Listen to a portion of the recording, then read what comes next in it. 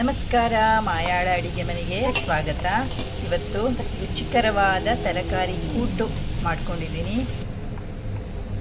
ಕೂಟು ಮಾಡ್ಕೊಳ್ಳೋಕ್ಕೆ ಮನೆಯಲ್ಲಿದ್ದ ತರಕಾರಿ ಹೆಚ್ಚಿಟ್ಕೊಂಡಿದ್ದೀನಿ. ಬೀನ್ಸ್, ಆಲೂಗಡ್ಡೆ, ಕ್ಯಾರೆಟ್, ಹಾಗೆ ಬಟಾಣಿ, ಹಾಗೆ ಕಡಲೆ ಬೀಜನ ಸ್ವಲ್ಪ ನೆನೆಸಿಟ್ಟಿದ್ದೀನಿ. ಈಗ ಇದೆಲ್ಲ ತರಕಾರಿ ಹಾಕ್ಕೊಂಡು ಬೇಯಿಸ್ಕೊಳ್ಳೋಣ. ಬೇಳೆನ ಬೇರೆಯೇ ಬೇಯಿಸಿಟ್ಕೊಂಡಿದ್ದೀನಿ. ಹಾಗೆ ಟೊಮೆಟೊ ಇದು ಸ್ವಲ್ಪ ಬೆಂದಾದ್ಮೇಲೆ ಹಾಕ್ಕೊಳ್ತಾ ಇದ್ದೀನಿ.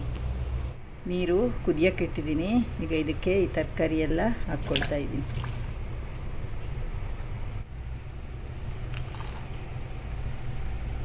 ಅರಿಶಿನ ಸ್ವಲ್ಪ ಹಾಗೂ ಎಣ್ಣೆ ಕೂಡ ಹಾಕ್ಕೊಂಡೆ.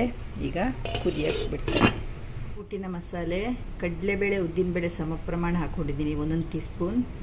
ಕೊತ್ತಂಬರಿ ಬೀಜ ಅಂದಾಜು ಅಷ್ಟೇ, ಸ್ವಲ್ಪ ಕಮ್ಮಿ. ಅದಕ್ಕಿಂತ ಕಮ್ಮಿ ಜೀರಿಗೆ, ಅದಕ್ಕಿಂತನೂ ಕಮ್ಮಿ ಮೆಂತ್ಯ. ಹಾಗೂ ಇಲ್ಲಿ ಖಾರಕ್ಕೆ ನಾವು ಒಣಮೆಣಸಿನ ಬದಲು ಕಾಳು ಮೆಣಸು ಉಪಯೋಗಿಸ್ತಾ ಇದ್ದೀನಿ. ಅದು 1 ಟೀ ಸ್ಪೂನ್ ಹಾಕಿದ್ದೀನಿ.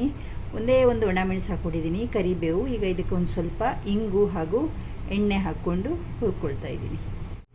ಇಂಗು ಹಾಗೂ ಸ್ವಲ್ಪ ಎಣ್ಣೆ, ಯಾವುದು ಎಣ್ಣೆನೂ ಉಪಯೋಗಿಸ್ಬೋದು.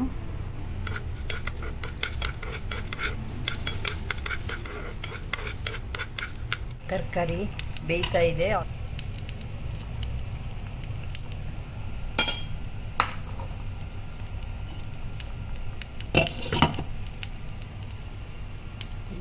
ಒಂದು ಬೌಲ್ ತೆಂಗಿನ ತುರಿ ಅಥವಾ ಕಟ್ ಮಾಡಿದ ಪೀಸ್ಗಳು.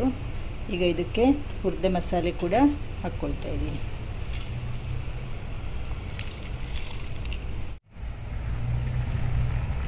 ಇದು ಆಲ್ಮೋಸ್ಟ್ ಬೆಂದಿದೆ.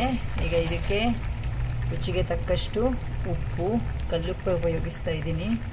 1-2 ಟೇಬಲ್ ಸ್ಪೂನ್ ಹುಣಸೆ ಹಣ್ಣಿನ ರಸ ಹಾಗೂ ಒಂದು ಸ್ವಲ್ಪ ಬೆಲ್ಲ ನಿಮ್ಮ ಸಿಹಿಗೆ ಅನುಸಾರವಾಗಿ ಹಾಕ್ಕೊಂಡು ಚೆನ್ನಾಗಿ ಮಿಕ್ಸ್ ಮಾಡ್ಕೊಳ್ತೀನಿ.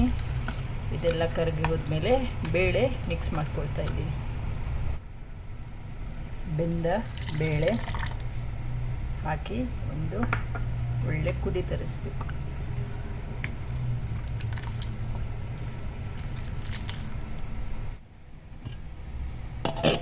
ಕುದೀತಾ ಇದೆ. ಈಗ ಇದಕ್ಕೆ ರುಬ್ಬಿಟ್ಟ ಮಸಾಲೆ ಹಾಕ್ಕೊಳ್ತಾ ಇದ್ದೀನಿ.